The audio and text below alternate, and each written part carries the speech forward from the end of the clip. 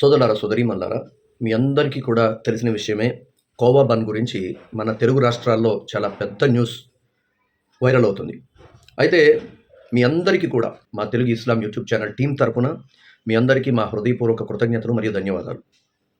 సర్వసాధారణంగా మీరు గమనించారో లేదో, ఈ కోవా బన్ విషయంలో ఇంతమంది హిందూ సోదరులు, అలాగే క్రైస్తవ సోదరులు ఎందుకు ఇంత రెస్పాండ్ అయ్యారు? అంటే ఎందుకు ఇంత సీరియస్‌గా తీసుకున్నారు దీన్ని? మీకు తెలిసినటువంటి విషయాలు ఏమైనా ఉంటే తప్పకుండా కామెంట్ చేయండి. నాకు అర్థమైన విషయాలు ఏంటంటే, మొట్టమొదటి విషయం ఏంటంటే, అక్కడ ఎవరైతే మైక్ పట్టుకొని వీడియో రికార్డ్ చేశారో యూట్యూబ్ ఛానల్ వాళ్ళు మొట్టమొదటిగా వాళ్ళు చేసిన పెద్ద తప్పు ఏంటంటే, హిందూ ముస్లిం యాంగిల్ ట్రై చేశారు. హిందువులు వెర్రివాళ్ళు, పెచ్చోళ్ళు, ఏది పెట్టినా తినేస్తారు, అందుకోసమే మీరు అమ్మేస్తున్నారు అన్నట్టుగా హిందూ ముస్లిం యాంగిల్ కోసం చాలా ట్రై చేశారు, చాలా ప్రయత్నించారు.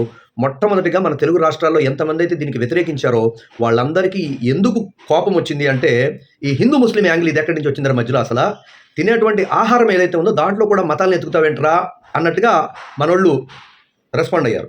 ఇది మొదటి విషయం. రెండో విషయం ఏంటంటే, సోదరులారా, సోదరీమణులారా, మన వాళ్ళు అత్యధికంగా కోపపడినటువంటి విషయం ఏంటంటే, మరి పెద్ద పెద్ద రెస్టారెంట్లు ఉంటాయి కదా, అలాంటి రెస్టారెంట్లో కుళ్ళిపోయిన చికెన్ అమ్మినటువంటి ఆధారాలు కూడా దొరికినాయి ఉన్నాయి కదా, అలాగే కొన్ని ప్రదేశాల్లో పాల్లో కల్తీ జరుగుతుందనేటువంటి ఆధారాలు కూడా దొరికినాయి ఉన్నాయి కదరా, అక్కడికి మీరు మైకెట్టుకుని వెళ్ళరు, ఎందుకంటే మెడబడి మిమ్మల్ని బయటకి గెంటేస్తారు, అందుకోసం మీకు భయం. ఇలా రోడ్ల మీద చిన్న చిన్న వ్యాపారాలు చేసే వాళ్ళ మీద మీరు మీ ప్రతాపం చూపిస్తారేంట్రా అని చెప్పి ఇది రెండో కోపం మన వాళ్ళందరికీ వచ్చింది. మూడో విషయం ఏంటంటే, మనం భారతీయులు అనేటువంటి థాట్ మన వాళ్ళందరికీ, ఆయన ఎవరో తెలియదు కానీ, ఆ యాంకర్ ఎవరో తెలియదు కానండి, వాళ్ళ దెబ్బకి మనందరం కలిసి ఉండాలి అని ఒక థాట్ అయితే పుట్టేసిందండి.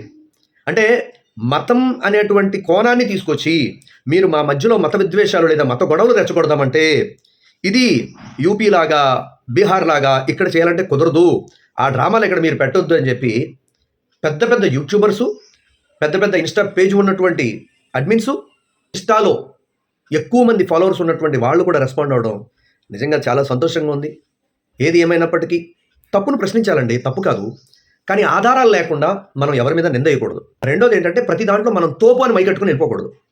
ఒకవేళ అలా వెళ్ళే ప్రయత్నాలు చేస్తే ఇలాగే దెబ్బలు తినాల్సి వస్తుంది. దెబ్బలంటే మాటలు, దెబ్బలైనా పర్లేదండి, గాయాలు ఎప్పటికైనా తగ్గిపోతాయేమో.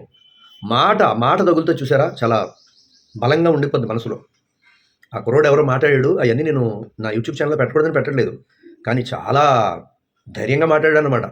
ఏమ్రా మీ నగరాలు అని చెప్పి తెలంగాణ స్లాంగ్ కింద ఉంది ఆ అబ్బాయిది, ఒక రేంజ్లో. అలా ఒకరిద్దరు కాదు, ఎంతమంది అయితే ఈ చిన్న వ్యాపారి, అలాగే ఒక ముస్లిం కమ్యూనిటీ అని చెప్పి హిందూ ముస్లిం చేద్దామని చెప్పి ప్లాన్ వేస్తున్నప్పటికీ ఆ వలీతోటి మేమున్నాం, నువ్వు అధైర్యపడొద్దు.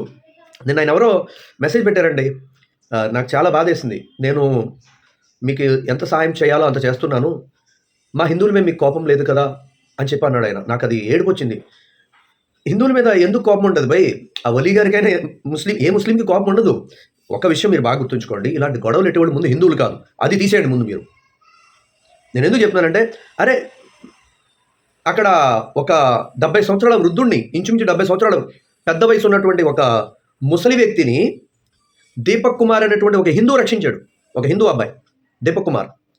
వాళ్ళంతా కూడా అడిగారు, నీ పేరేంట్రా అంటే మొహమ్మద్ దీపక్ అని చెప్పాడు ఆ కుర్రోడు. అయితే నేను విషయం ఏమంటానంటే, తమ మత గ్రంథాలని చదివిన వాళ్ళు ఎప్పుడు అరాచకాలు చేయరండి. అరాచకాలు చేస్తున్నారంటే వాళ్ళకి మత గ్రంథాలతో సంబంధం లేదు, ఇది ఫిక్స్ అయిపోవాలి మనం. ఆడు ముస్లిం అయినా, క్రిస్టియన్ అయినా, హిందూ అయినా, ఎవరైనా సరే. మళ్ళీ ఒకసారి ఎంతమంది అయితే ఈ విషయంలో రెస్పాండ్ అయ్యి ఈ చిన్న వ్యాపారికి సపోర్ట్ చేశారో ఆ వలీ గారికి హ్యాట్స్ ఆఫ్. Thank you.